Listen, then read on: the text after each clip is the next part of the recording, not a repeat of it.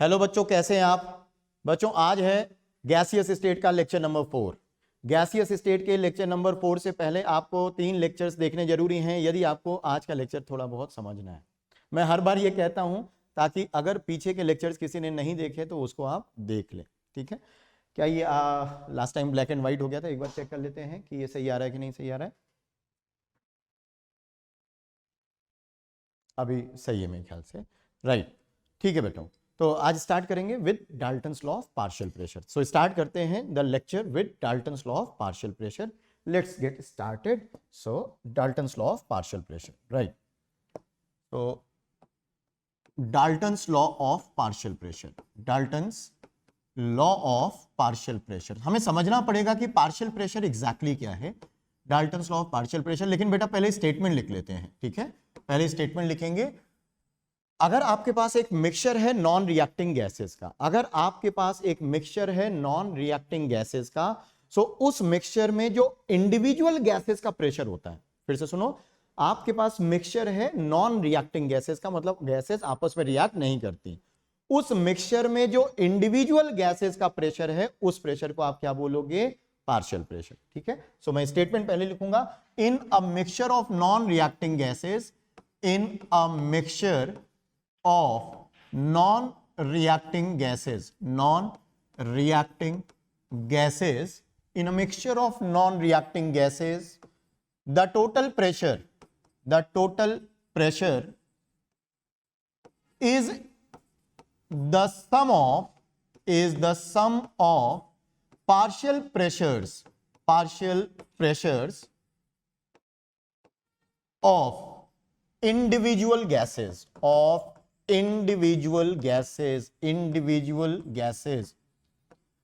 हमने क्या लिख रखा है? अगर आपके पास मिक्सचर है नॉन रिएक्टिंग गैसेस का, तो उस मिक्सचर में जो भी टोटल प्रेशर होगा वो अलग अलग गैसेस के प्रेशर के सम के बराबर होगा, जिसको मैथमेटिकली मैं ऐसे लिख सकता हूं। Mathematically I can write it as PT इज P total is equal to summation PI, where PI is partial pressure of ith gas, partial pressure of ith gas। अब ऐसे कुछ समझ में खास नहीं आता तो मैं एक काम करूंगा, एक एग्जांपल, एक इलस्ट्रेशन के लिए एक सिंपल सा एग्जांपल लेता हूं। बेटा मेरे पास एक कंटेनर है और उस कंटेनर में 3 गैसेस हैं। Let's consider a mixture of 3 non reacting gases. Let this gases be A, B and C। So there is a mixture of 3 gases, non reacting gases, और इनके मोल्स भी कुछ मान लेते हैं, Na, Nb और Nc, Na, Nb और Nc। मान लो इस गैस का, इस कंटेनर का टेम्परेचर T है और कंटेनर का वॉल्यूम V है। अभी अगर मुझे प्रेशर मेजर करना हो तो मैं एक इंस्ट्रूमेंट, आपको मालूम है कि गैसेस का प्रेशर मैनोमीटर से मेजर करते हैं। सो अगर मैं यहां पे मैनोमीटर अटैच कर दूं, सो मैनोमीटर मुझे किस चीज का प्रेशर देगा? आप मुझे बताओ, मैनोमीटर मुझे किस चीज का प्रेशर देने वाला है? ये मैनोमीटर मुझे प्रेशर देगा, लेकिन ये मुझे क्या इंडिविजुअल गैसेस का प्रेशर देगा इस मिक्सचर में? ये जो मिक्सचर है 3 गैसेस का, A का, B का और C का, क्या ये मैनोमीटर मुझसे बोलेगा कि चलो अब A की रीडिंग लो, अब B की रीडिंग लो, अब C की रीडिंग लो? नहीं, ये मैनोमीटर एक्चुअल में टोटल प्रेशर देने वाला है। तो ये जो इंडिविजुअल मिक्सचर में जो इंडिविजुअल गैसेस का प्रेशर है, मतलब जो पार्शियल प्रेशर का कॉन्सेप्ट है, ये प्योरली आप बोल सकते हो ऑन पेपर है, थ्योरेटिकल, आप इसको मेजर नहीं कर सकते हो। क्योंकि अगर आपके पास मिक्सचर है तो मिक्सचर के प्रेशर को मेजर करने के लिए आप टोटल प्रेशर ही मेजर कर पाओगे। आपके पास कोई ऐसा डिवाइस नहीं है जो इस मिक्सचर में बताएगा कि चलो A का प्रेशर इतना है, B का प्रेशर इतना है, C का प्रेशर इतना है। ऐसा कोई डिवाइस नहीं है जो आपको इंडिविजुअल गैसेस का प्रेशर देगा इस मिक्सचर के अंदर। जो डिवाइस है वो आपको टोटल प्रेशर देगा। तो पहली बात तो ये जो पार्शियल प्रेशर का कॉन्सेप्ट है, this is purely on paper, theoretical, ठीक है? लेकिन हां, आप कैसे डिफाइन करोगे? मान लो B और C यहां से नहीं होती, सपोज इस मिक्सचर में B और C नहीं होती, तो जो A प्रेशर एक्सर्ट कर रहा होता उसको बोलेंगे partial pressure of A। Partial pressure of A is the pressure of A। अगर हम ये मान लें कि B और C इस मिक्सचर में नहीं है, मतलब जो A का पार्शियल प्रेशर है वो होगा moles of A will be equal to moles of A into RT upon V। P is equal to nRT upon V होता बेटा। तो अगर मुझे पार्शियल प्रेशर ऑफ A पता करना है, पार्शियल प्रेशर ऑफ A, तो this will be Na RT upon V। Similarly बच्चे partial pressure of B will be NBRT upon V। Similarly partial pressure of C will be NCRT upon V। बच्चों ये visible है कि नहीं, एक minute, ये visible है कि नहीं? हाँ बिल्कुल सही दिख रहा है आपको, ठीक है। PA is equal to NART upon V, PV is equal to NBRT upon V, PC is equal to NCRT upon V। ये इंडिविजुअल गैसेस का प्रेशर है, लेकिन हमने ये माना है कि दूसरी गैसेस यहां पे प्रेजेंट नहीं है, ठीक है। और जो Dalton's law of partial pressure है ये कहता है कि जो टोटल प्रेशर इस पर्टिकुलर मिक्सचर की अगर मैं बात करूं तो P total will be equal to PA plus PB plus PC। और ये कहने की बात नहीं है, ये बड़ा ऑब्वियस है, ये बड़ा ऑब्वियस है कि जो टोटल प्रेशर है वो इन सभी गैसेस के इंडिविजुअल प्रेशर का सम होगा, मतलब पार्शियल प्रेशर का सम होगा। सो दिस पर्टिकुलर रिलेशन को आप इस तरह से समझ सकते हो, PT is equal to PA plus PB plus PC। Partial pressure को कैलकुलेट करने का एक फॉर्मूला है, आप बोल सकते हो कि partial pressure of any gas is equal to mole fraction of that gas into total pressure. So this is important, partial pressure of any gas is equal to mole fraction. बच्चे XI क्या है बेटा, यहां पे mole fraction है ith gas का, mole fraction of ith gas, of ith gas, ith gas का ये मोल फ्रैक्शन है। और मोल फ्रैक्शन को आपको मालूम है कैसे लिखते हैं, मोल फ्रैक्शन होता है उस कंपोनेंट का moles divided by total moles, divided by total moles. So this is mole fraction. Mole fraction multiplied by total pressure will give you the individual partial pressure of a particular component. For example जैसे इस question में हमने ये example लिया है, तो हम ये कह सकते हैं कि जो पार्शियल प्रेशर ऑफ ए होगा वो mole fraction of A into total pressure होगा। Partial pressure of B will be mole fraction of B into total pressure. This is mole fraction of B, mole fraction of B into total pressure. Similarly बेटा partial pressure of C will be mole fraction of C into total pressure. और अगर आप इन्हीं तीनों को add करोगे तो submission XA plus XB plus XC, सभी कंपोनेंट्स के मोल फ्रैक्शन का सम कितना आता है बेटा, 1 आता है। सभी कंपोनेंट्स के मोल फ्रैक्शन का सम बच्चे कितना आता है, 1 आता है। सो यहां से PA plus PB plus PC की वैल्यू P टोटल के बराबर आ जाती है। This is Dalton's law of partial pressure. बहुत सिंपल है, इसमें कुछ खास बात नहीं है। ये अगर नहीं भी हमें पता हो तब भी हम लोग क्वेश्चंस इससे रिलेटेड कर सकते हैं। So Dalton's law of partial pressure में ये चीज जरूरी है कि mixture of non reacting gases है। आप थोड़ा इसको सोचने की कोशिश करो कि नॉन रिएक्टिंग गैसेस क्यों बोला गया है, क्योंकि अगर गैसेस के मिक्सचर रिएक्टिंग होंगे, अगर कंपोनेंट्स आपस में रिएक्ट करेंगे, तो ये जो बेटा नंबर ऑफ मोल्स आपने ले रखे हैं ये चेंज हो जाएंगे। क्योंकि जब कोई केमिकल रिएक्शन होती है तो नंबर ऑफ मोल्स में इंक्रीज, में डिक्रीज और में इवन रिमेन कांस्टेंट, बट उनके चेंज होने की प्रोबेबिलिटी है। तो Na, Nb और Nc अगर आपस में सपोज ABC के बीच में कुछ रिएक्शन होती है, सो ऑब्वियसली Na, Nb और Nc विल चेंज, और जब वो चेंज हो जाएंगे तो ऑब्वियसली बच्चे फिर ये relation is no longer valid. So non reacting gases इसलिए बोला गया है ताकि आप मोल्स को, ये जो मोल्स लेते हैं ये फिक्स रहें, ये चेंज ना हो ड्यूरिंग द कोर्स ऑफ और कैलकुलेशन। जब हम कैलकुलेट कर रहे हैं तो ये चेंज नहीं होने चाहिए, ठीक है बेटा। चलिए नेक्स्ट पेज पे एक छोटा सा कॉन्सेप्ट और सीखेंगे, concept of vapour pressure. That is also very important, क्योंकि बहुत बार क्वेश्चंस करने में हमें वो मदद करता है, ठीक है। So concept of vapour pressure, ठीक है, बहुत इंपॉर्टेंट कॉन्सेप्ट है। हालांकि बहुत डिटेल में तो तब क्लियर होगा जब हम लोग केमिकल इक्विलिब्रियम चैप्टर कवर करेंगे, पर थोड़ा सा मैं आपको यहां पे आइडिया देना चाहूंगा, क्योंकि काफी ज्यादा क्वेश्चंस में इसके कॉन्सेप्ट को इंक्लूड किया जाता है, concept of vapour pressure, right, concept of vapour pressure. अब आपको मैं एक सिचुएशन दे रहा हूं, सॉरी, सपोज आपके पास बेटा एक कंटेनर है जिसमें लिक्विड वाटर है, सपोज लिक्विड वाटर है, आप कोई भी लिक्विड एज्यूम कर सकते हो, लेकिन मान लीजिए एक लिक्विड वाटर है, आपने एक फ्लैट सरफेस पे इसको रख रखा है। This is H2O liquid, this is H2O liquid, ठीक है बेटा। सो H2O लिक्विड यहां पे केप्ट है। अब होगा क्या, अगर ये ओपन है, ओपन टू एटमॉस्फेयर है, तो इसके सरफेस से, इस सरफेस से लगातार कुछ पार्टिकल्स एस्केप करते रहते हैं, लगातार कुछ पार्टिकल्स एस्केप करते रहेंगे, मतलब इवोपोरेट करते हैं। आपको मालूम है कि इवोपोरेशन एक सरफेस फिनोमेना है जो कि लगातार होता रहता है।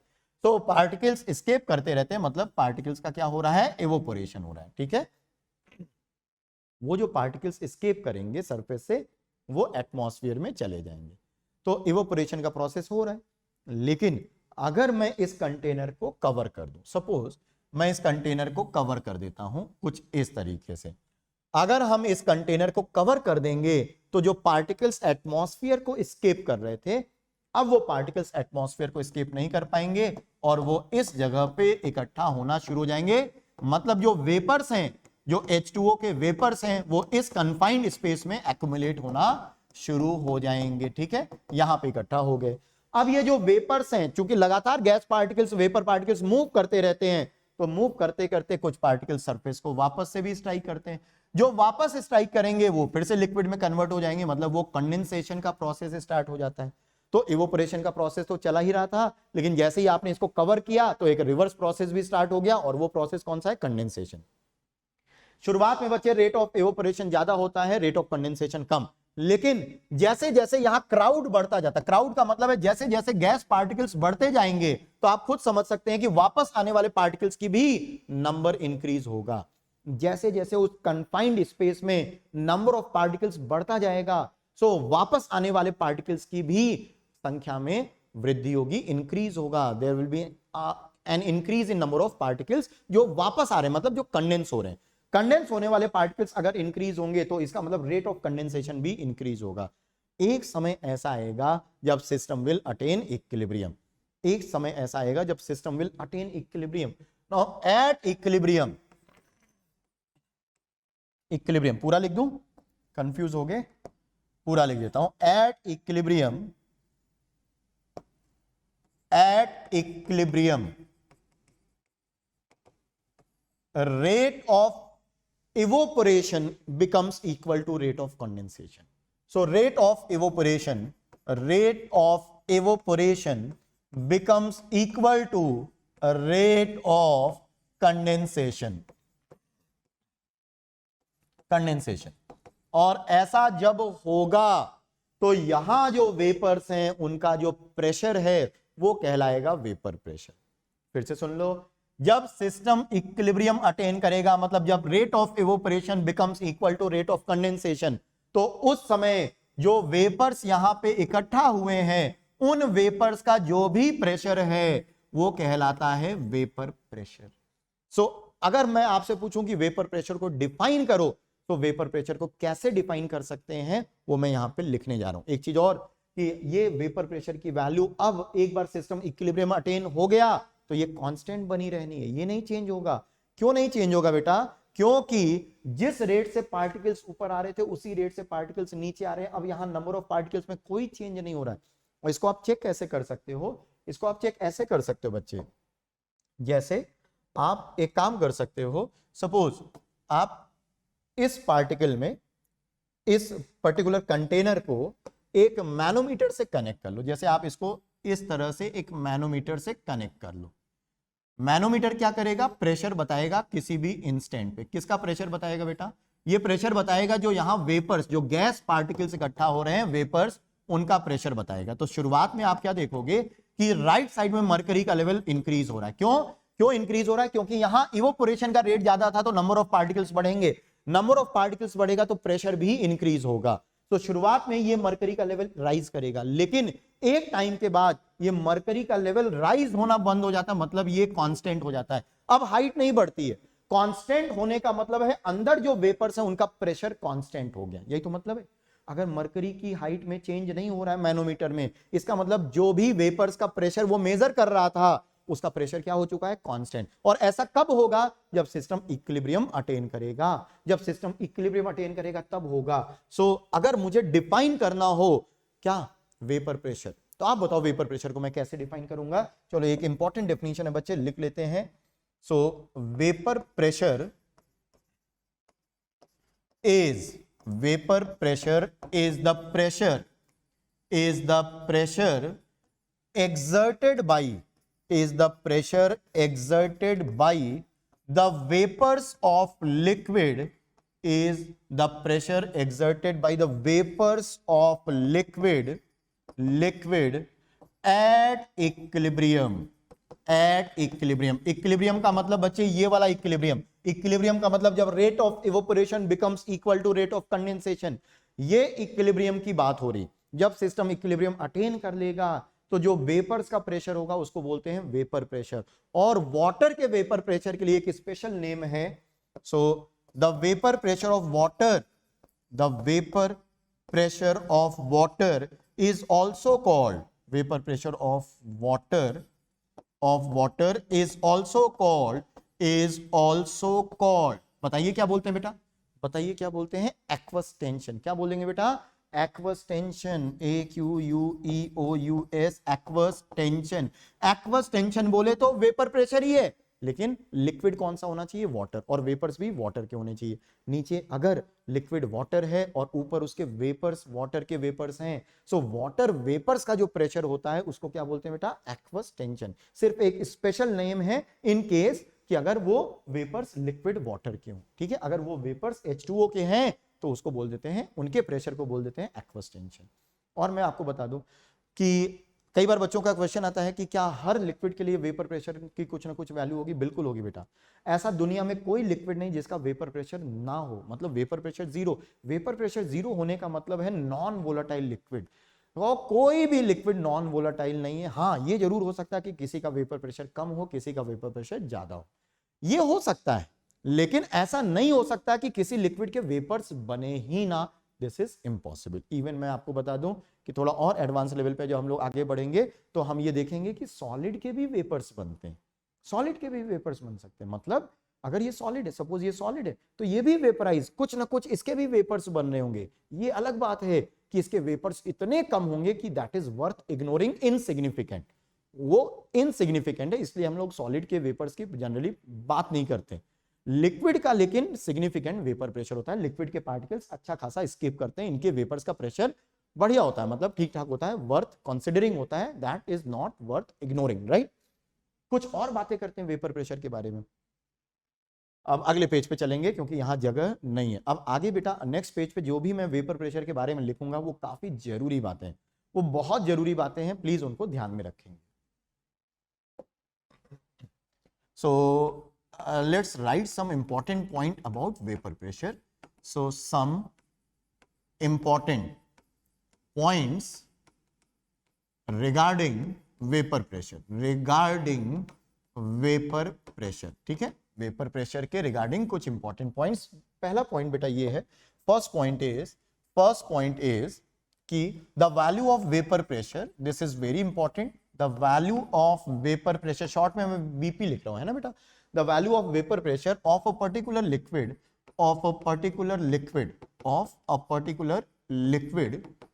depends only on temperature, depends only on temperature,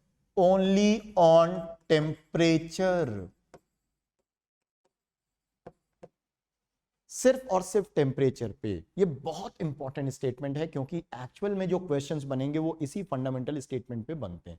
सिर्फ और सिर्फ टेम्परेचर पे डिपेंड करेगा वेपर प्रेशर की वैल्यू। इसका मतलब क्या है, क्या वो वॉल्यूम ऑफ लिक्विड प्रेजेंट उस पर डिपेंड करेगा? The answer is no. क्या वो वॉल्यूम ऑफ कंटेनर, जो हमने कंटेनर ऊपर से ढक के रखा हुआ, उसके वॉल्यूम पे डिपेंड करेगा? The answer is no.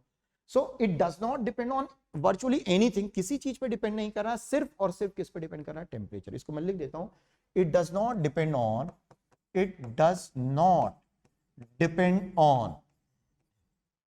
it does not depend on the amount of liquid taken,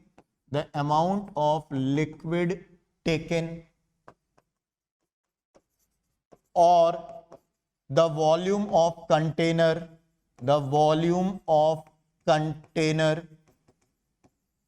etc. In short किसी भी दूसरी चीज पे डिपेंड नहीं करता वेपर प्रेशर की वैल्यू, सिर्फ और सिर्फ किस पे डिपेंड करेगा? टेम्परेचर पे। तो जब मैं बोलता हूं तो ये वाली जो लाइन है, depends only on temperature, this is important, this is very important. कई बार बच्चों का एक क्वेश्चन आता है कि सर किस तरह से टेम्परेचर पे डिपेंड करता है, मतलब क्या इक्वेशन है जो रिलेट करती है वेपर प्रेशर और टेम्परेचर को? तो बच्चों वो थर्मोडायनेमिक्स से आती है, पर मैं उसका रिजल्ट यहां पे लिख दूंगा, but the detail proof will be covered in thermodynamics. ये सेकंड लॉ ऑफ थर्मोडायनेमिक्स में एक्चुअल में आप बोल सकते हो आएगा, लेकिन हां अभी मैं लिख सकता हूं natural log, this is log base E, vapour pressure 2 divided by vapour pressure 1, अभी सब चीजें लिख देंगे, is equal to delta vaporization enthalpy divided by R 1 upon T1 minus 1 upon T2. This is called Clausius-Clapeyron equation. This is Clausius-Clapeyron equation.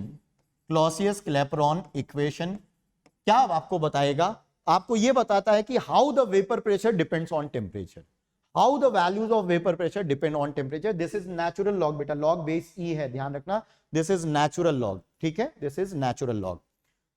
अब यहां अगर temperature T1 है so the value of vapour pressure is Vp2. इस equation में Vp2 is vapour pressure at temperature T2, at temperature what T2. Vp1 of course is vapor pressure at temperature T1. R gas constant है और delta vaporization H is enthalpy of vaporization, किसका vaporization? जो liquid है उसके लिए. Enthalpy of vaporization of liquid, जिसका vapour pressure आप measure कर रहे हो उसके लिए. अभी ये फॉर्मूला गैसियस स्टेट में रिक्वायर्ड नहीं है, इसका प्रूफ हम लोग थर्मोडायनेमिक्स में कवर करेंगे. हालांकि इसका प्रूफ हम लोग केमिकल इक्विलिब्रियम से भी ला सकते हैं, लेकिन वो अभी रिक्वायर्ड नहीं. जब केमिकल इक्विलिब्रियम चैप्टर कवर करेंगे तब वहां पे मैं आपको इसका प्रूफ बता दूंगा. This is very very simple proof, आप खुद ही अप्रिशिएट करोगे, बहुत सिंपल, आप खुद ही कर लोगे, 2 लाइन का प्रूफ है. लेकिन जब वो केमिकल इक्विलिब्रियम पढ़ेंगे तब बेटा, अभी तो इस पे कुछ खास आपको मिलेगा नहीं. इस लेवल पे तो गैसियस स्टेट में हम लोग इसको यूज नहीं करते. हाँ, ये स्टेटमेंट जरूर यूज करते हैं कि depends only on temperature. This is important. ये तो पहला फैक्ट हो गया बेटा, ठीक है, पहला फैक्ट हो गया. आप बोल सकते हो ये दूसरा हो गया. फिर अब इस पे क्वेश्चंस कैसे बनेंगे, एक चीज और मैं बता दूं कि चलो नेक्स्ट पेज पे चलो, नेक्स्ट पेज पे मूव करते हैं. नेक्स्ट पेज पे हम इसका दूसरा एक इंपॉर्टेंट फैक्ट लिख देते हैं और वो है बेटा कि every liquid has a unique value of vapor pressure. So second statement, every liquid has a unique value of vapor pressure at a given temperature. किसी गिवन टेम्परेचर पे हर लिक्विड की एक वेपर प्रेशर की एक अलग अलग वैल्यू होगी.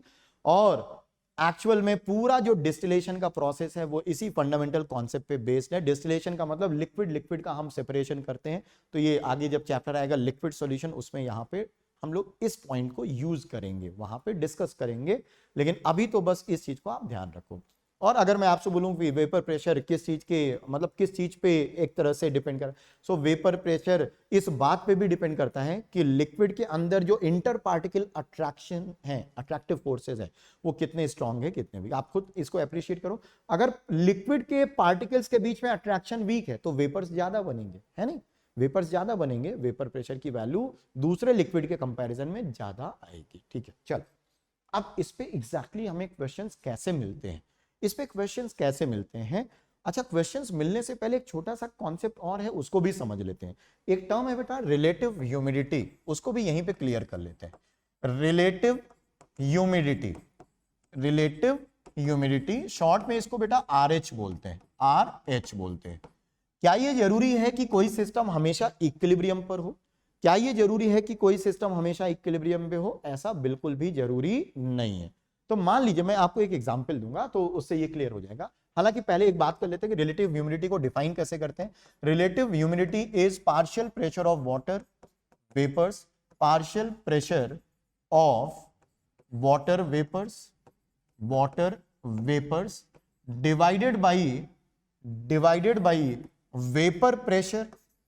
Divided by vapour pressure, जिसको आप एक्वस टेंशन भी बोल सकते हो, vapour pressure of water.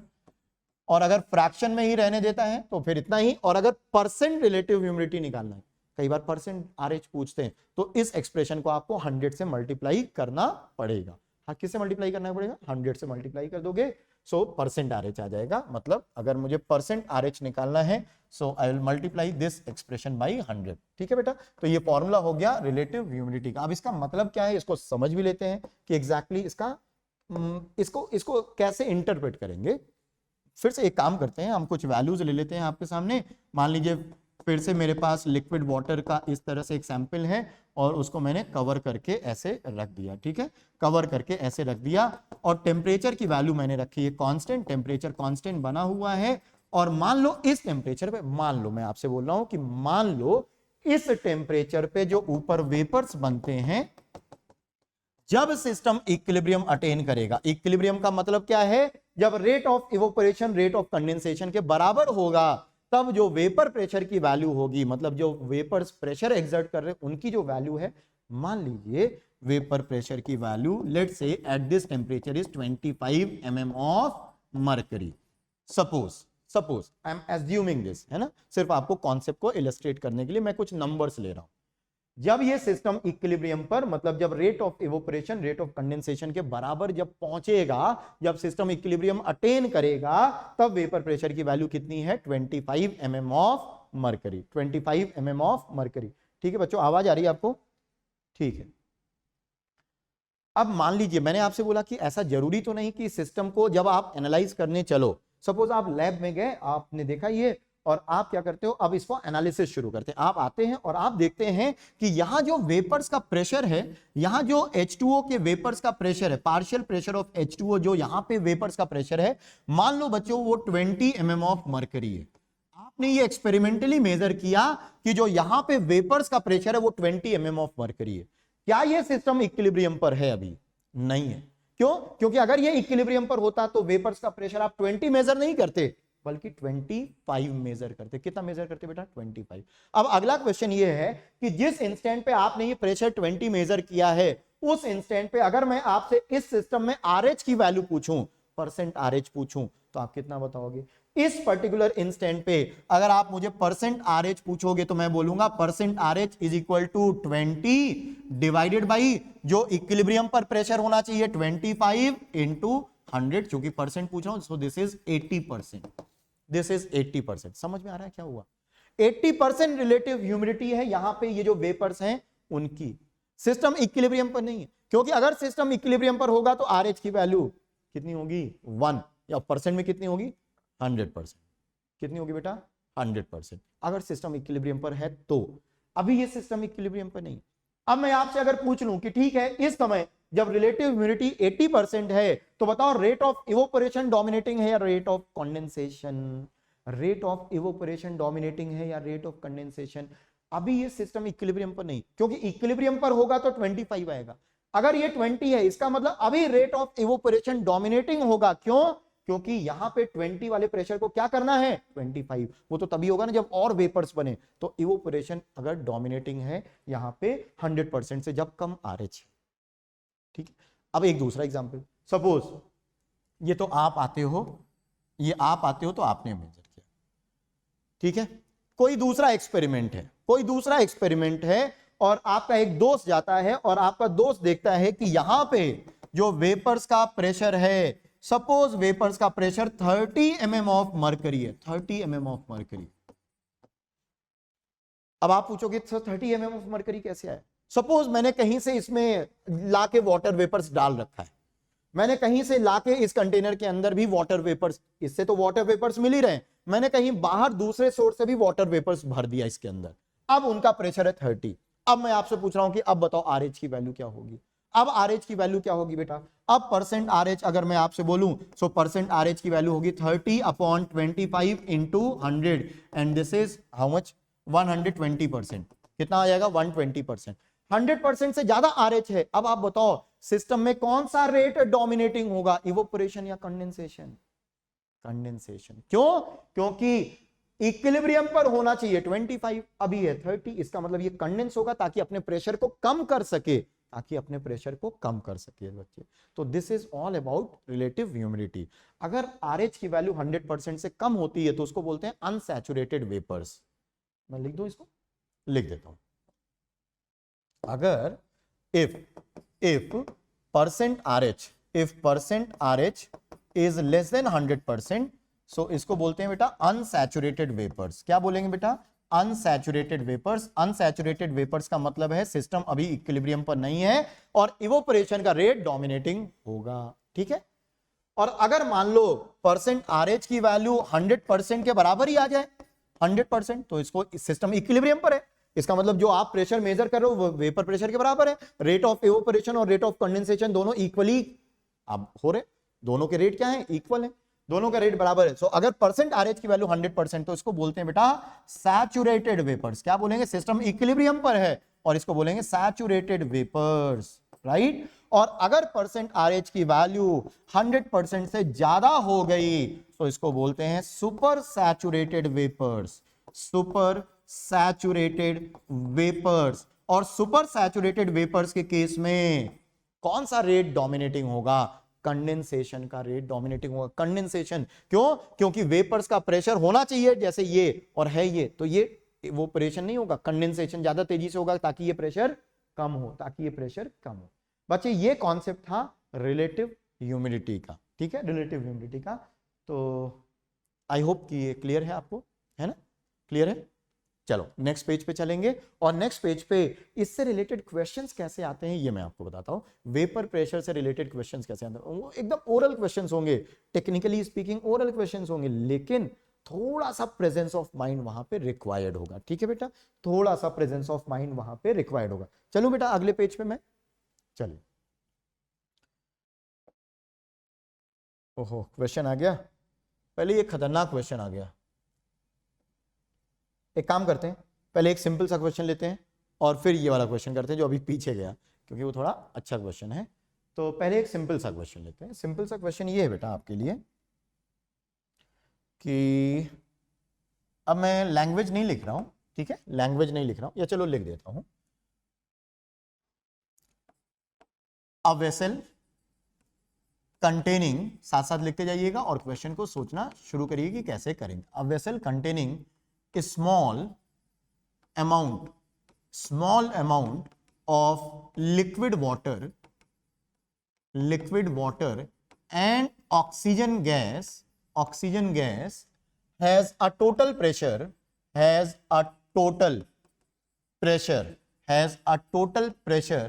of 740 mm of mercury.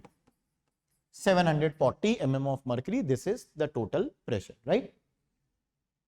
Now if temperature is kept constant,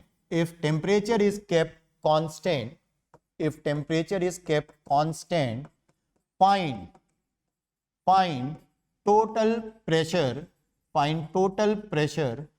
if, first question, volume of container is double कर दिया गया है। और second question, if volume of container और वेसल इज हाफ, और दोनों question के लिए गिवन है, aqueous tension is equal to 40 mm of mercury, 40 mm of mercury, ये given है, ठीक है। So this is given 40 mm of mercury, this is aqueous tension, it is given to you। चलो बेटा ये क्वेश्चन करेंगे। आप रिकॉर्डेड वीडियो देख रहे हो तो आप वीडियो को पॉज करिएगा और फिर क्वेश्चन करिएगा। मैं क्वेश्चन को करने जा रहा हूं, अच्छा क्वेश्चन है, ठीक है। तो हमेशा फिजिकल केमिस्ट्री में मैं बच्चों से बोलता हूं बेटा कि आप क्योंकि एब्स्ट्रैक्ट होते, लैंग्वेज के फॉर्म में क्वेश्चन होता है और लैंग्वेज कई बार एब्स्ट्रैक्ट होती है। एब्स्ट्रैक्ट मतलब आपको चीजें दिख नहीं रही हैं, सो बेटर विजुअलाइज करने के लिए कुछ ना कुछ ड्रॉ कर लो ताकि क्वेश्चन आपको दिखने लगे। मेरा ये हमेशा से मानना है कि अगर आपको क्वेश्चन दिखने लगेगा तो हो जाएगा क्वेश्चन, ये पक्का है, हो जाएगा क्वेश्चन। तो दिख नहीं रहा अभी कुछ भी, तो एक काम करते हैं, कुछ ड्रॉ कर लेते हैं ताकि हमें कुछ चीज विजुअलाइज होता हुआ दिखे। कहाँ गया व्हाइट मार्कर, ठीक है ये रहा। अभी आपके पास कुछ ऐसा सिस्टम है, कुछ इस तरह से। तो एक सिस्टम है जिसमें small amount of liquid water है, और यहां पे ऑक्सीजन गैस है, और मुझसे बोला गया है total pressure 740 mm of mercury, और लास्ट में एक्वस टेंशन भी दिया हुआ। इसका यह मतलब है कि क्वेश्चन फ्रेमर हमको यह चाहता है कि हम वाटर के वेपर्स के प्रेशर को भी कंसीडर करें। मतलब यहां ये लिक्विड वाटर है, ये ऐसे ही काम चलाओ नहीं दिया हुआ, इसका भी यूज है। ये लिक्विड वाटर वेपराइज हो रहा होगा, और वेपराइज होने पे यहां सिर्फ ऑक्सीजन गैस नहीं है, यहां ऑक्सीजन के अलावा क्या प्रेजेंट है, H2O के वेपर्स भी प्रेजेंट है। और अब इन दोनों गैसेस का टोटल प्रेशर मिला के कितना है बेटा, टोटल प्रेशर मिला के कितना है 740 mm of mercury, 740 mm of mercury, right, 740 mm of mercury. अच्छा, इस 740 में H2O के वेपर्स का कंट्रीब्यूशन कितना है, इस 740 में H2O के वेपर्स का कंट्रीब्यूशन कितना है 40 mm ऑफ मरकरी, ये 40 है जो एक्वस टेंशन है। सो अगर मैं आपसे पूछूं कि सिर्फ ऑक्सीजन का प्रेशर कितना है, सिर्फ ऑक्सीजन का pressure, so pressure of oxygen gas is equal to 740 minus 40, that is 700 mm of mercury. This is initial situation, right? This is initial situation. ये 700 mm of mercury है, ये ऑक्सीजन का सिर्फ प्रेशर है। ध्यान रखना बेटा, प्रेशर ऑफ मॉइस्ट गैस अगर आपको दिया हो, मॉइस्ट गैस मतलब H2O वेपर्स के साथ दिया हो, तो आप हमेशा pressure of dry gas, pressure of dry gas is equal to pressure of moist gas, moist gas minus aqueous tension से पता कर सकते हो। ये मुझे लगता है नहीं है कि फॉर्मूले की जरूरत है, ये आपका कॉमन सेंस भी है बेटा, है ना, कि अगर मुझे प्रेशर ऑफ ड्राई गैस पता करना हो तो जो टोटल प्रेशर का मतलब ये जो मॉइस्ट गैस का प्रेशर दिया हुआ उस प्रेशर में से वाटर के वेपर्स के प्रेशर को मैं माइनस कर दूंगा, रेड्यूस कर दूंगा, ठीक है। तो ये प्रेशर तो आ गया ऑक्सीजन का, ये इनिशियल सिचुएशन। अब टेम्परेचर कांस्टेंट रखा है, volume is doubled, volume double करने से प्रेशर होगा हाफ, क्योंकि वॉल्यूम और प्रेशर इनवर्सली रिलेटेड है। वॉल्यूम डबल करोगे तो प्रेशर होगा हाफ, लेकिन किसका प्रेशर होगा हाफ, किसका प्रेशर हाफ होगा, ऑक्सीजन का या H2O के वेपर्स का, या दोनों का प्रेशर हाफ होगा, बताओ। टेम्परेचर अगर कांस्टेंट है तो वेपर्स का प्रेशर तो नहीं चेंज होने वाला है, क्योंकि the value of vapour pressure will depend only on temperature. वो दुनिया के किसी दूसरे फैक्टर पे डिपेंड नहीं करती, सिर्फ और सिर्फ किस पे डिपेंड करती है, टेम्परेचर पे। अब टेम्परेचर तो चेंज नहीं कर रहे, इसका मतलब जो वाटर के वेपर्स का प्रेशर है, क्योंकि वेपर तो यही है ना, नीचे लिक्विड है तो यही वेपर है, तो वेपर्स का जो प्रेशर है वो तो 40 mm लगातार बने रहेगा, चाहे आप डबल करो चाहे 100 टाइम्स वॉल्यूम कर दो। सो वाटर के वेपर्स का प्रेशर नहीं चेंज होना, लेकिन हाँ ऑक्सीजन गैस का कोई लिक्विड नीचे प्रेजेंट नहीं है, ऑक्सीजन तो गैस है, ऑक्सीजन गैस उस वॉल्यूम को डबल करने का इफेक्ट फील करेगी और उसका प्रेशर हाफ हो जाएगा। तो फर्स्ट क्वेश्चन के लिए जो नया प्रेशर ऑक्सीजन का होगा, ऑक्सीजन का जो न्यू प्रेशर होगा वो ऑक्सीजन का प्रेशर हो जाएगा कितना बेटा, इस वैल्यू का हाफ। वॉल्यूम डबल करते हैं तो प्रेशर आधा होगा, लेकिन वेपर्स का प्रेशर आधा नहीं होगा, जो उसके अलावा जो गैस प्रेजेंट है उसके प्रेशर आधे हो जाएंगे। सो this is 700 divided by 2, that is 350 mm of what, mercury, right. और हमसे ऑक्सीजन का प्रेशर नहीं पूछा गया, हमसे पूछा गया टोटल प्रेशर बताओ। तो टोटल प्रेशर में ऑक्सीजन का नया प्रेशर होगा 350 और वाटर के वेपर्स तो वही है, उनका pressure 40 mm। So T total in the first question will be 350 plus 40, which is 390 mm of mercury. So this is the answer to first part. This is the answer to first part, 390 mm of mercury. अब दूसरा question तुरंत हो जाएगा आपसे, यदि volume of container half कर दिया गया तो प्रेशर डबल होगा, अगर कंटेनर का वॉल्यूम आधा कर दिया तो प्रेशर क्या होगा, डबल होगा। लेकिन किसका प्रेशर डबल होगा, बताओ किसका प्रेशर डबल होगा? क्या वेपर्स का प्रेशर आप ट्वाइस करने वाले हो? नहीं, ऑक्सीजन गैस का प्रेशर ट्वाइस करो। सो ऑक्सीजन गैस का सेकेंड क्वेश्चन में जो ऑक्सीजन गैस का नया प्रेशर होगा वो इस 700 का ट्वाइस होगा।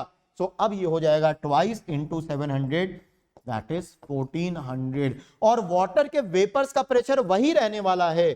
सो P total is equal to 1400 plus 40, which is 1440 mm of mercury. So this is the answer to second part.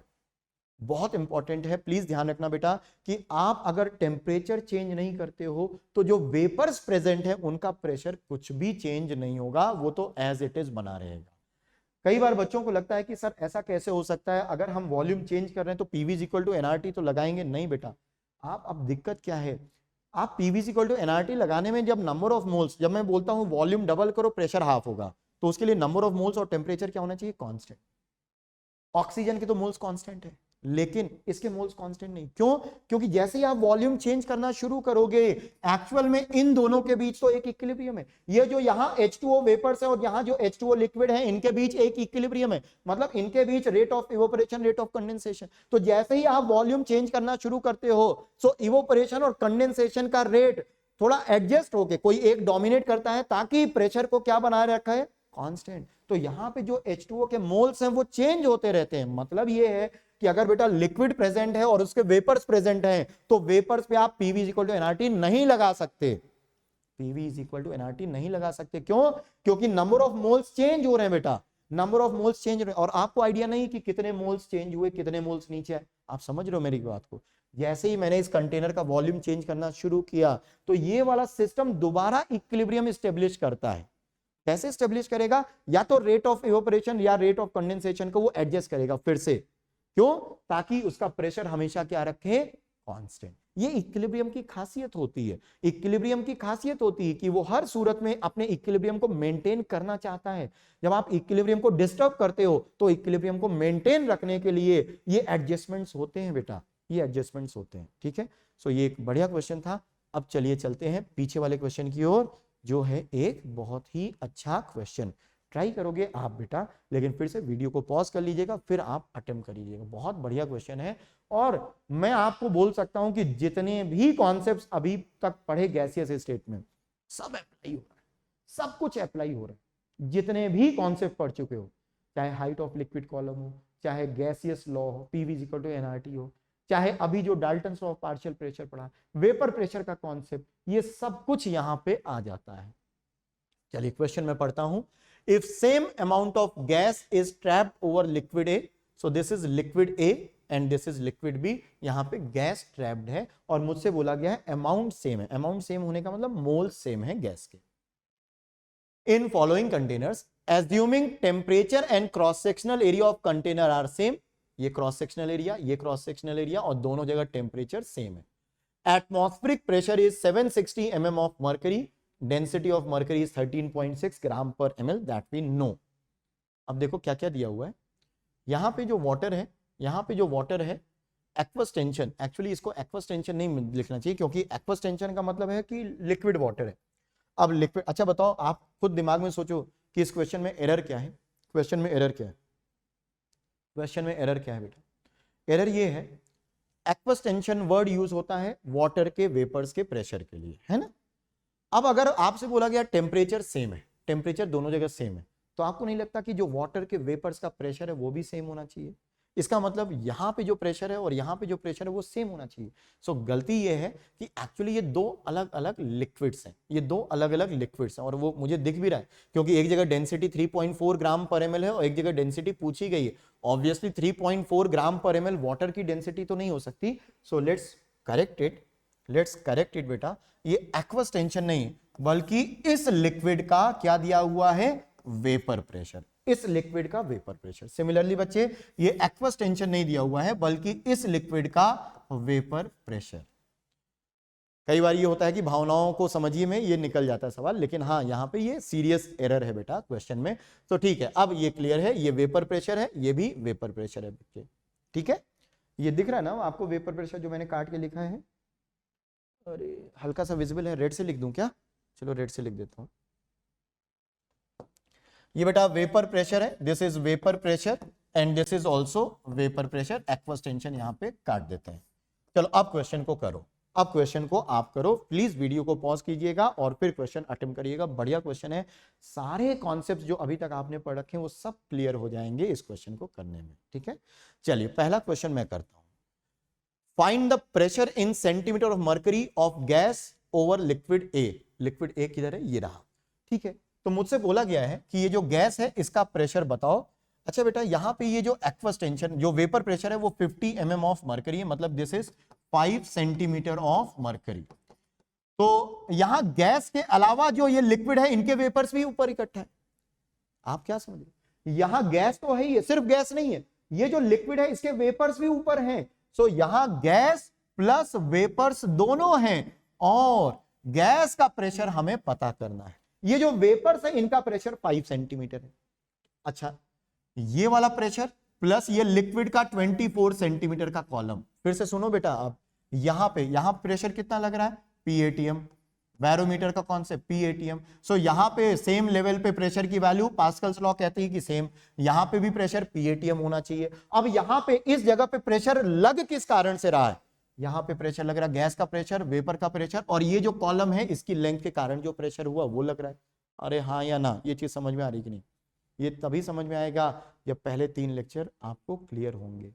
ठीक, तो यहां पे बच्चे जो प्रेशर है ये मुझे मालूम है कि ये एटमॉस्फेरिक प्रेशर के बराबर है, ये दोनों बराबर है। So this is 76 centimetre of mercury, right, 76 centimetre of mercury. ठीक है बेटा, अभी यहां पे जो गैस होगा, यहां this pressure is equal to gas का pressure P gas plus vapour pressure plus ये जो लिक्विड कॉलम है उसका pressure due to liquid column. लेकिन एक दिक्कत है बेटा, इधर सेंटीमीटर ऑफ मरकरी है, वेपर प्रेशर भी मुझे सेंटीमीटर ऑफ मरकरी में दिया हुआ है, मैं गैस का प्रेशर भी सेंटीमीटर ऑफ मरकरी में, तो ये सारी यूनिट, ये यूनिट तो मैच हो रही है। लेकिन ये जो प्रेशर लिक्विड कॉलम है, ये लिक्विड मरकरी नहीं है, और इसकी हाइट 24 सेंटीमीटर। तो ऐसे केसेस में मैंने आपसे बोला था कि इसको इक्विवेलेंट मरकरी हाइट में चेंज कर लेते हैं। एक काम करते हैं, हम इस लिक्विड को रिप्लेस कर देते हैं मरकरी से, और देखते हैं कि ये 24 सेंटीमीटर की हाइट जब मैं मरकरी रखूंगा तो कितनी आएगी। आप समझ रहे हो कैसे रिप्लेस करोगे? Height of mercury into density of mercury is equal to height of liquid into density of liquid. Height of mercury हमें पता करना है कि अगर मैं यहां पे मरकरी प्लेस कर दूं तो कितनी हाइट होगी। Density of mercury is 13.6, height of liquid is 24 and density of liquid is 3.4। कितना रहा बेटा? ये 4 4 6, this is 4 and this is 6। So height of mercury जो मुझे यहां दिख रही वो 6। इसका मतलब ये जो लिक्विड कॉलम का प्रेशर है ये है 6 सेंटीमीटर ऑफ मरकरी। कितना बेटा? 6 सेंटीमीटर ऑफ मरकरी। क्योंकि अगर मैं यहां मरकरी प्लेस कर दूंगा तो मरकरी की हाइट कितनी लेनी पड़ेगी? 6 सेंटीमीटर ऑफ मरकरी। वेपर के प्रेशर की वैल्यू है 5 centimetre of mercury, this is 5 centimetre of mercury, 5 centimetre of mercury. So this is 11 and P gas will be 76 minus 11. So P gas is equal to 76 minus 11 centimetre of mercury. है कोई option? 76 minus 11 कितना आएगा? 65। है कोई option? 65। कितना है बेटा? 65। ठीक है, so this is 65 centimetre of mercury. Okay, the first question is done. Second, find the pressure in centimeter of mercury over gas over liquid B। ये जो लिक्विड बी है उसके ऊपर जो गैस है उसका प्रेशर हमें बताना है, अब उसका प्रेशर बताना है ना, तो आप इस स्टेटमेंट को यूज करो। आपसे बोला गया है same amount of gas is trapped, मतलब नंबर ऑफ मोल्स सेम है। नंबर ऑफ मोल्स होता है पीवी बाई आरटी, तो जो पीवी बाई आरटी की वैल्यू यहां होनी चाहिए वही पीवी बाई आरटी की वैल्यू यहां होनी चाहिए। यही तो मतलब है, जो नंबर ऑफ मोल्स है वो सेम है, मतलब जो पीवी बाई आरटी यहां है वही पीवी बाई आरटी यहां होना चाहिए। चलो बेटा, यहां पीवी बाई आरटी कितना है जरा देखो। P gas is 65। अब मैं यूनिट सब जगह से कैंसिल होगी तो मैं सिर्फ नंबर्स ले रहा हूं।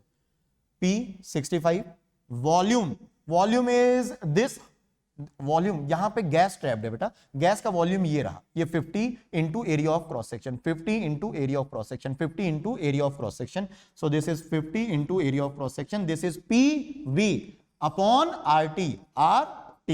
तो ये दाहिनी तरफ नंबर ऑफ मोल्स हो गया, number of moles is PV upon RT। ठीक है, लेफ्ट हैंड साइड पे number of moles is, left hand side पे इसका pressure, this is P gas जो कि B के ऊपर है, इंटू वॉल्यूम, वॉल्यूम क्या लिखोगे बेटा? 65 into area of cross section, 65 into ये वाला volume, 65 into area of cross section, 65 into area of cross section divided by RT गया, A से गया 50 से 65 से 65 गया, और P गैस की वैल्यू आ गई, इस कंटेनर में जो गैस है उसका प्रेशर 50 सेंटीमीटर ऑफ मरकरी आ गया, 50 सेंटीमीटर ऑफ मरकरी। है कोई option? 50 C option, 50 centimetre of mercury. ठीक है, आप देखो क्या क्या चीजें यूज करनी पड़ी यहाँ पे इस क्वेश्चन में। और लास्ट क्वेश्चन बेटा, third question, density of liquid B will be, बढ़िया, अब ए को भूल जाओ, अब इधर आते हैं, बी पे फोकस करते हैं। डेंसिटी ऑफ लिक्विड बी, अब फिर से कैसे करेंगे डेंसिटी ऑफ लिक्विड बी? तो अब फिर से बेटा पास्कल्स लॉ। कैसे? आप मुझे बताओ, यहां इस सरफेस पे कौन सा प्रेशर लग रहा है? Atmospheric pressure. यहां पे इस सरफेस पे एटमॉस्फेरिक प्रेशर, तो यहां पे भी प्रेशर लगेगा एटमॉस्फेरिक प्रेशर। अच्छा, यहां पे प्रेशर किस कारण से होगा? यहां पे जो गैस है वो प्रेशर एक्सर्ट करेगी, और ये लिक्विड के वेपर्स भी है, तो यहां सिर्फ गैस नहीं बल्कि वेपर्स भी है, यहाँ पे वेपर्स भी हैं, तो वेपर्स का प्रेशर, गैस का प्रेशर, वेपर्स का प्रेशर और इस हाइट का प्रेशर, लिक्विड कॉलम, गैस का प्रेशर, वेपर्स का प्रेशर और लिक्विड की इस हाइट का प्रेशर बाहर के प्रेशर के बराबर होना चाहिए। ये चीज समझ में आ रही कि नहीं आ रही? थोड़ा सा आपको फोकस करना पड़ेगा बेटा, है ना। हमने क्या कहा, क्योंकि बाहर का प्रेशर P ATM लग रहा है, यहां पे प्रेशर कितना लग रहा है, एटमॉस्फेरिक प्रेशर, यहां पे और यहां पे प्रेशर सेम होगा, पास्कल्स लॉ कहता है। और यहां पे प्रेशर होगा तीन कारणों से, किनका किनका, गैस का कंट्रीब्यूशन होगा, वेपर्स का कंट्रीब्यूशन होगा और इस हाइट ऑफ लिक्विड कॉलम का कंट्रीब्यूशन होगा। ये बात समझ में आई? बस हो गया क्वेश्चन। कैसे? ये जो प्रेशर है, ये कितना प्रेशर है बेटा, ये प्रेशर कितना है, this is 76 centimetre of mercury, ये सेंटीमीटर ऑफ मरकरी है, ध्यान रखना, centimetre of mercury. This is equal to P gas कितना था, अभी हमने निकाला था 50 centimetre of mercury, so this is 50 centimetre of mercury, 50 centimetre of mercury, ठीक है बेटा, 50 centimetre of mercury plus vapours का प्रेशर है 11 centimetre of mercury, so this is 11 centimetre of mercury plus इस हाइट ऑफ लिक्विड कॉलम का pressure, so height of liquid column का pressure, height of liquid, मान लो यहां मरकरी होता, suppose यहां mercury होता, सो हाइट ऑफ मरकरी जो भी होता उसका ले लेते। सो यहां पे आएगा, this is 50 plus 11 is how much, 50 plus 11 is 61, 76 minus 61 कितना आएगा बेटा, 76 माइनस 61 14, कितना आ रहा है बेटे, 14 आ रहा है, ये आएगा 15, sorry. So height of mercury is 15 centimetre of mercury. So अगर यहां मरकरी होता तो दैट विल बी 15, क्योंकि ये आता 50 प्लस 11 हो जाता 61 प्लस 15 76। पर ये मरकरी है, पर ये मरकरी नहीं है, ये मरकरी नहीं, दूसरा लिक्विड है। सो फिर से एक रिलेशन यूज कर लेते हैं, height of liquid 20.4 into density of liquid पता करना है, is equal to height of mercury 15 into density of mercury 13.6। तो यहां से डेंसिटी ऑफ लिक्विड आ जाएगा 15 इंटू 13.6 अपॉन 20.4 और 15 इंटू 13.6 अपॉन 20.4, मतलब ये आएगा 13.6 से थोड़ा सा कम, मुझे लगता है अमंग द गिवन ऑप्शंस ये वाला ऑप्शन हो जाएगा। एक बार चेक कर लीजिएगा, आप एक बार चेक कर लेते हैं, कैलकुलेशन चेक कर लेते हैं, आप बिना कैलकुलेटर के करना, ठीक है, आप कैलकुलेटर मत यूज करना, मैं देख लेता हूं कि ये कैलकुलेशन सही है कि नहीं सही है। दिस इज हाउ मच,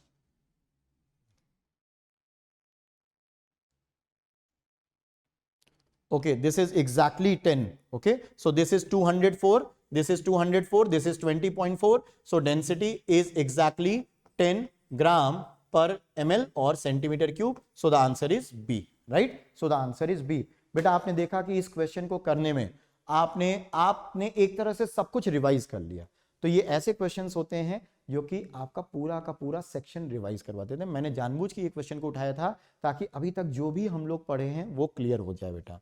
एक बार फिर से आप इस क्वेश्चन को अटेम्प्ट करिएगा बिना सॉल्यूशन देखे हुए, जिनसे नहीं हुआ पहली बार में उनसे मैं बोल रहा हूं कि जिनसे नहीं हुआ तो बेटा ये जरूरी हो जाता है कि अब आप सॉल्यूशन देख चुके हो, इस क्वेश्चन को दोबारा अटेम्प्ट करना और 2-3 दिन के बाद फिर से अटेम्प्ट करना बिना देखे, ठीक है, तो आपको कॉन्सेप्ट बैठ जाएगा आपके दिमाग में, ठीक है बेटा। चलिए अब नेक्स्ट सेक्शन जो हम लोगों को कवर करना है, जो डील करना है, that is problems related to containers. अब जब मैं इसको पढ़ाता हूं तो मुझे स्पून फीडिंग लगती है, spoon feeding in the sense कि मतलब ये एक्चुअली बच्चे को खुद ही अटेम्प्ट करना चाहिए कि अगर कंटेनर से, मतलब ये कुछ वैसा हो गया कि अगर बेटा ऐसी प्रॉब्लम आ जाए तो ऐसे कर लेना, ऐसी प्रॉब्लम आ जाए तो ऐसे कर लेना, मतलब खुद कुछ मत सोचो, मैं बता रहा हूं कि ऐसे आ जाए तो ऐसे कर लेना, इसको बोलते हैं स्पून फीडिंग। ऑब्वियसली बड़े कॉम्पिटिशन्स में स्पून फीडिंग से काम नहीं चलता है। एक दो कॉन्सेप्ट बहुत इंपॉर्टेंट है, उनको मैं जरूर आपको बताऊंगा, बाकी तो आप आसानी से कर लोगे, ठीक है। चलते हैं नेक्स्ट पेज पे। So next page, right, so let's start with container problems,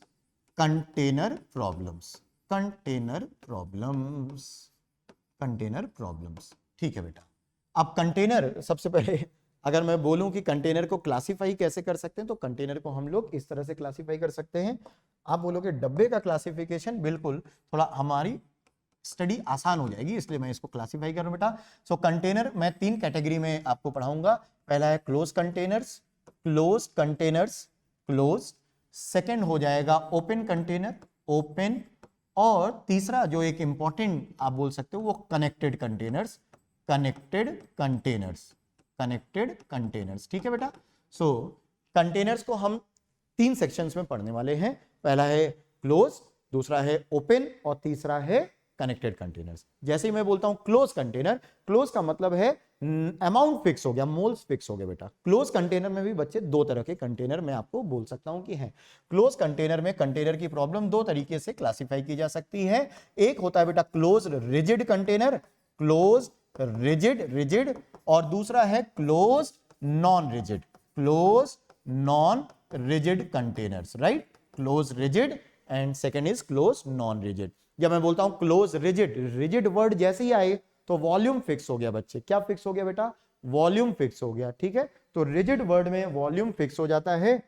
तो अब क्लोज रिजिड में क्या क्या चीजें फिक्स होंगी? नंबर ऑफ मोल्स और वॉल्यूम क्या हो गए बच्चे? कांस्टेंट हो गए। क्या हो गए बेटा? कांस्टेंट हो गए। अब एन और वी कांस्टेंट है। अगर नंबर ऑफ मोल्स और वॉल्यूम कांस्टेंट है तो आप लिख सकते हो P proportional to T, pressure proportional to temperature, pressure is proportional to temperature. तो ये लॉ तो हम लोग पहले ही पढ़ चुके हैं बेटा, P initial upon T initial is equal to P final upon T final. ठीक है, so this is for close rigid. जैसे थिक स्किन कंटेनर, जो सिलेंडर, जहां पे जो रिजिड कंटेनर मतलब जहां पे थिक वॉल होगी, जहां पे वॉल्यूम एक्सपैंड या कॉन्ट्रैक्ट नहीं हो सकता। क्लोज नॉन रिजिड में, नॉन रिजिड का एक एग्जांपल बताओ, थिन स्किन कंटेनर, जैसे बैलून हो गया, बबल्स हो गए। ये बबल्स या बैलून में हमको ये मानना पड़ेगा कि बहुत इनकी जो कंटेनर की वॉल है, जैसे मान लीजिए बेटा एक बबल है, तो बबल की ये जो वॉल है, वॉल का मतलब जो सेपरेशन है बेटा, वो बहुत फ्रेजाइल होती है। फ्रेजाइल का मतलब बहुत नाजुक है। नाजुक होने का मतलब वो अपने ऊपर कोई भी फोर्स बर्दाश्त नहीं कर सकती है। इसका मतलब जो अंदर का प्रेशर है और जो बाहर का प्रेशर है वो सेम होना चाहिए। अब क्योंकि बाहर का प्रेशर नॉर्मली कांस्टेंट रहता है, सो अंदर का भी प्रेशर बाहर के प्रेशर के बराबर, ताकि इस पे, इस कंटेनर की वॉल पे, इस बबल की वॉल पे कोई नेट फोर्स ना लगे, क्योंकि जैसे नेट फोर्स लगा ये रप्चर कर जाएगा, बर्स्ट कर जाएगा। ठीक है, सो यहां पे बच्चे नंबर ऑफ मोल्स और प्रेशर रहते हैं कांस्टेंट, कांस्टेंट। और बेटा एन और पी कांस्टेंट है तो चार्ल्स लॉ है ये। तो चार्ल्स लॉ मतलब volume proportional to capital T है, और आप बोल सकते हो V initial upon T initial is equal to V final upon T final, right. ये हो गया नॉन रिजिड के लिए और ये हो गया रिजिड कंटेनर के लिए। ये तो ऑलरेडी हम लोग पढ़ चुके हैं। ठीक है, ये ऑलरेडी हम लोग पढ़ चुके हैं, तो इसमें कोई दिक्कत नहीं है।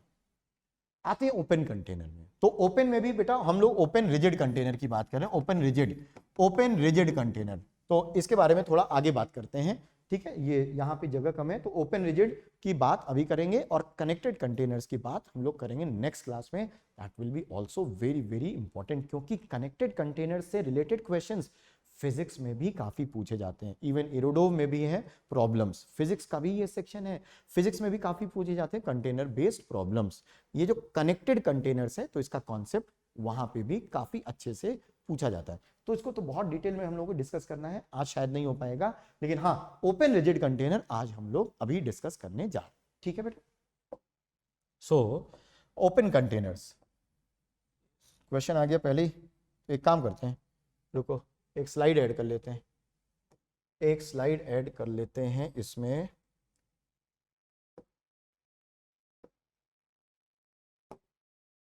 ठीक है, चलो व्हाइट कलर का है, व्हाइट ही रहने दो, व्हाइट कलर ही ले लेते हैं। सो चलिए, दिख तो रहा होगा ना आपको, रेड से लिख लेते हैं, दिख रहा। तो ओपन कंटेनर्स की प्रॉब्लम कैसे करेंगे, कैसे प्रोसीड करेंगे ये देख लेते हैं। So open container, open container, फिर वो जो प्रॉब्लम है ना अभी जो आई थी उसको करेंगे ओपन कंटेनर की, वो बढ़िया प्रॉब्लम है ना। ओपन कंटेनर रिजिड कंटेनर है बच्चे, तो आपके पास कुछ इस तरह का कंटेनर है। ओपन मतलब ओपन टू एटमॉस्फेयर है, ओपन मतलब ओपन टू एटमॉस्फेयर है। यहां पे हमारे पास एयर है, मान लीजिए बाहर भी एयर है अंदर भी एयर है। क्या क्या चीजें फिक्स है, मतलब क्या क्या चीजें कांस्टेंट हो गई बेटे। तो यहां पे क्या क्या चीजें कांस्टेंट है, बाहर जो प्रेशर है वही अंदर भी प्रेशर है, तो प्रेशर की वैल्यू क्या हो गई बेटा, कांस्टेंट, प्रेशर हो गया कांस्टेंट। और इस कंटेनर का वॉल्यूम भी फिक्स है, इस कंटेनर का वॉल्यूम भी फिक्स है, तो P और V की वैल्यू क्या हो गई, कांस्टेंट हो गई। कई बार बच्चा इसको अप्रिशिएट नहीं कर पाता कि सर वॉल्यूम कैसे कांस्टेंट हो गया, ओपन कंटेनर है तो इसका वॉल्यूम कैसे कांस्टेंट हो गया। तो मैं बच्चों से यही बोलता हूं, क्योंकि बच्चों के दिमाग में एक मिसकॉन्सेप्शन ये भरा हुआ है कि वॉल्यूम नापेंगे। वॉल्यूम आप खुद ही सोचो, एक ग्लास है मेरे पास, यहां तो कोई है नहीं, एक ग्लास है मेरे पास। सपोज आप मार्केट से ग्लास खरीदने जाओ तो वो क्रॉकरी वाला आपको, दुकान वाला बोलेगा कि ये 200 ml की ग्लास है। ग्लास तो ओपन कंटेनर है, फिर भी वो बोलता है कि ये 200 ml की ग्लास है। इसका मतलब वो आपको बोल रहा है कि इसका वॉल्यूम 200 ml है, तो आपको वॉल्यूम फिक्स मिलेगा। तो आप बोलोगे कैसे वॉल्यूम फिक्स है? तो वॉल्यूम, किसी भी कंटेनर का वॉल्यूम कैसे मेजर करते हो? बहुत सिंपल है। जैसे मैंने आपको एक रैंडम कंटेनर दिया, जैसे सपोज ये कंटेनर दिया मैंने आपको, ठीक है, मैंने ये कंटेनर दिया आपको, है ना, मैंने ये कंटेनर दिया और मैंने आपसे बोला कि इसका वॉल्यूम मेजर करो। तो आपने इसको ऊपर तक लिक्विड से फिल किया और फिर एक मेजरिंग सिलेंडर में इसको पोर करके लिक्विड का कितना वॉल्यूम आया उसको मेजर कर लोगे, तो वो वॉल्यूम ऑफ कंटेनर हो जाएगा। भाई कंटेनर का वॉल्यूम ऐसे ही तो मेजर करते हैं। सो ये वॉल्यूम फिक्स है बेटा, क्योंकि इसमें कितना अमाउंट ऑफ लिक्विड आएगा that is fix. So volume of container is fix and pressure is also fix. Both these terms are constant. यदि P और V कांस्टेंट है तो बेटा PV is equal to nRT में बच्चे देखो R तो कांस्टेंट है ही, इसका मतलब N और T का ये जो प्रोडक्ट है ये क्या है बेटा? कांस्टेंट। N और T का प्रोडक्ट क्या हो गया बच्चे?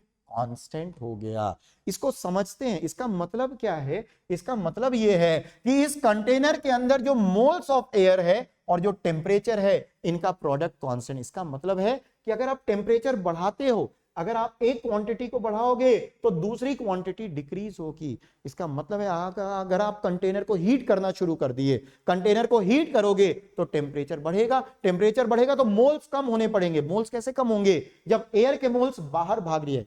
कंटेनर का अगर आप टेम्परेचर बढ़ाओगे तो अंदर मौजूद एयर के मोल्स डिक्रीज होने चाहिए। अगर टेम्परेचर बढ़ाएंगे तो नंबर ऑफ मोल्स डिक्रीज होगा, हाँ या ना? नंबर ऑफ मोल्स कैसे डिक्रीज होगा? अंदर कंटेनर के अंदर एयर के मोल्स कैसे डिक्रीज होंगे? Air will escape out, air will be expelled out, बाहर फेंक दी जाएगी, ठीक है। और अगर आप टेम्परेचर डिक्रीज करते हो तो नंबर ऑफ मोल्स इंक्रीज होंगे। ये कैसे इंक्रीज होंगे?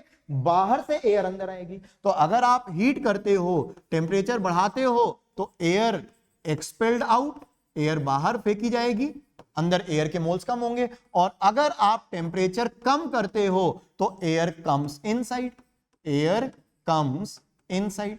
क्या ये कॉन्सेप्ट क्लियर है कि नहीं? बहुत सिंपल सा कॉन्सेप्ट है बेटा। अब मान लीजिए आप हीट करते हो तो air will come inside, air will come inside the container, right? Air will come inside. मान लीजिए आपने टेम्परेचर बढ़ाना शुरू किया, सपोज हम कंटेनर को हीट करते हैं और हमसे पूछा जाता है कि कितने मोल्स ऑफ एयर एक्सपेल होगी, तो बड़ा सिंपल सा एक रिलेशन है।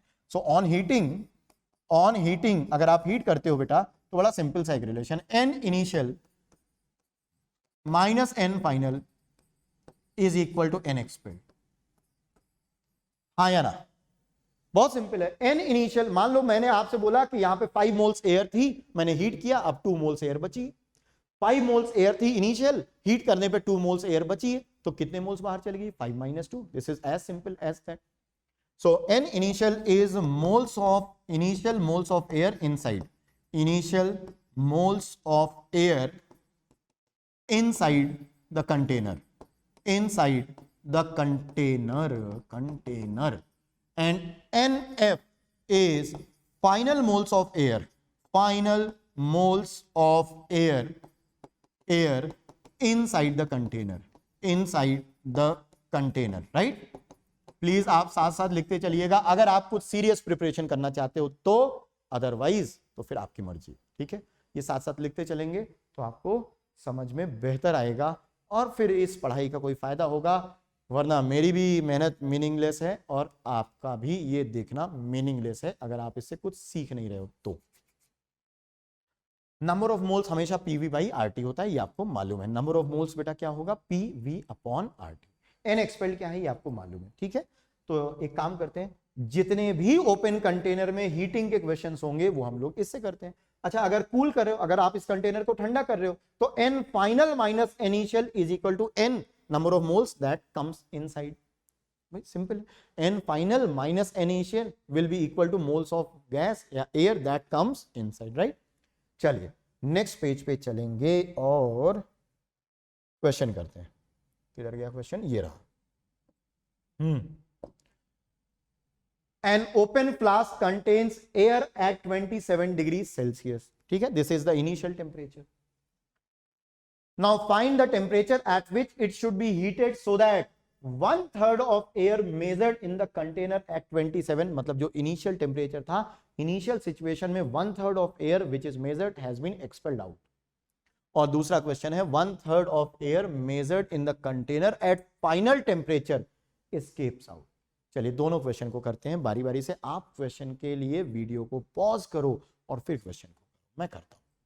ठीक है बेटा, फर्स्ट क्वेश्चन करेंगे।